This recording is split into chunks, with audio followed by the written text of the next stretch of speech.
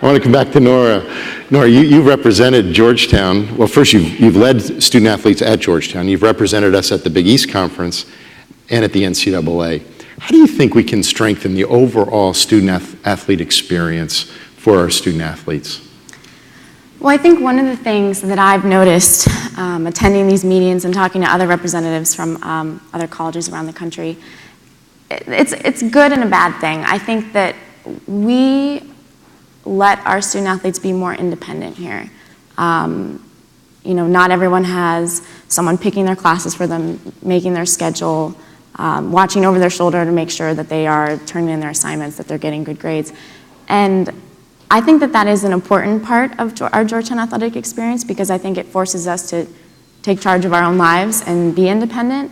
But I also think that it's important to recognize that not every student athlete can do it on their own, because this is a very difficult place to go to school.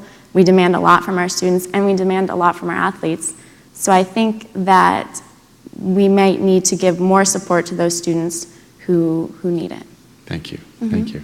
Lee, you saw some opportunities here to take our program and take us to a next level.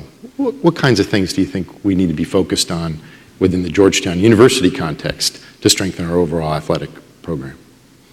I think with my wisdom of all of 3 weeks being here, I've got it pretty much figured out here.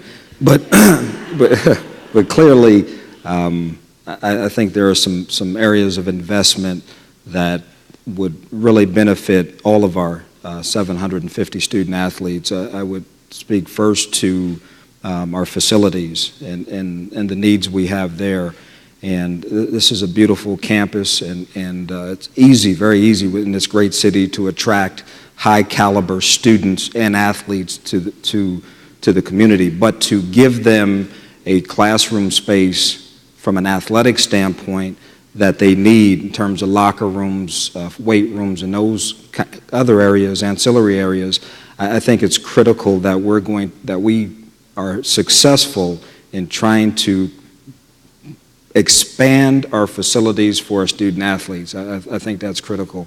The other things that I've seen, again, in my 3 weeks, I think what we have here with 29 sports is a great community of student athletes that all seem to pull for one another and be supportive of one another, and just to make sure they remain integrated into all that goes on a college campus, and that they have time for experiences outside of their sports season, which is difficult to do when you're competing at the highest level. But I think if we can focus and still allow them the opportunity to really take in the entire experience of what it means to be a Georgetown student, I think our focus should be there as well.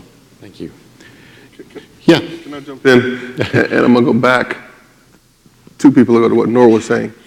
In talking about the student-athlete experience here, there's one thing that I think is important to note, and we don't talk about it too much, but it's difficult to be a student-athlete at Georgetown University. It is not something that is easy, regardless of which one of the 29 sports that you're participating in.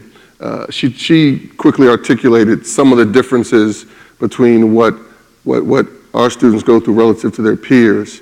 You know, I've said this many times, we are in a league, the Big East, of unlike institutions. You know, the mission of Georgetown University is vastly different from the mission of Louisville. One's not better than the other, they're just different. And the experiences, and I didn't mean just to pick Louisville, I can keep going with that.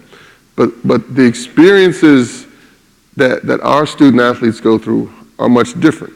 You know, our student athletes here are just that, student athletes. They're going to go to class. We don't have correspondence courses. They're not taking online courses. You're going to do your own work. Now, there's a lot of things, and we are proud about that. That is something that makes this place special. That's something that makes being a student athlete here special and rewarding and beneficial once you get out relative to your peers that have a lot of things done for them. But I just wanted to say it's really difficult to be, because of the time, because here at Georgetown you have to be a true student. That doesn't mean that the coach is going to expect any less once you get onto the court, the field, the pool, the track. And so because of those pressures coming at all, it is difficult to be here, and our student athletes across the board succeed. Sorry about that. Thank you. Thank you. Thank you both for that insight. Ted, you've learned some lessons working in professional athletics. Of those lessons, what might be applicable to a college athletic program like Georgetown's? Well, character really matters. You can best practice and look at teams that have been generationally great, and they have fundamentally shared a lot of the same characteristics. There was a magic and chemistry between management, the coach, foundational players, and usually those best players are your best people. And certainly in professional sports, your highest paid player has to be your best player, but your most coachable and the leader of the team. And that's very analogous to business, that leadership needs to be empathetic, needs to truly understand what makes people as individuals tick, but also needs to understand how to set the agenda so that there is this pursuit of a higher calling. I think what you see at Georgetown in athletics and the culture that's been built here, I can tell when I meet a young adult whether they're from Georgetown or not. Their view of the world is quite different than other athletes and other students that I meet. They are imbued with this connective tissue on how important connecting the dots between what they're doing individually, their service to others, and that the Georgetown, I don't know what it is in the water here, but the Georgetown foundation that's built really does transfer over to the rest of their life. And one of the things that I have found in business is that when you hire someone who is a student athlete, they have a higher propensity for success because their personal bandwidth is that much greater. I just met Nora. She's going to do an internship.